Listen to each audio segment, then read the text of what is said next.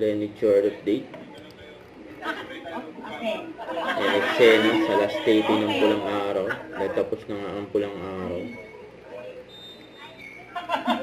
May regaya. Balik ko mag-picture na tayo, hindi naman kayo mapiro. Ayan, ipag-piro na si Alden sa mga fans niya eh. Ayan, mamimiss ang karakter ni Alden na si Eduardo. Ayan, magkasama na yung apat na magkakaibigan sa Pulang Araw. Yun ang hindi ko makakalimutan sa Pulang Araw is yung opportunity na binigay sa akin ng show para gumanap bilang isang guerrilla. And ipaglaban ang ating bayan laban sa mga mananakop.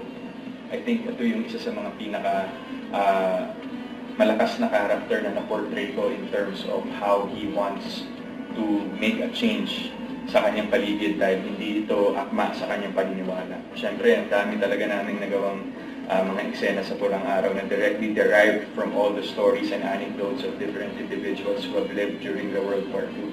And for us to retell those kinds of stories, parang kahit pa paano, mabigyan naman natin ng honor yung mga taong dumaan sa ganung bahagi ng buhay nila.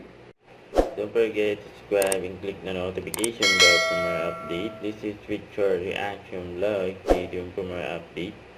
See ya.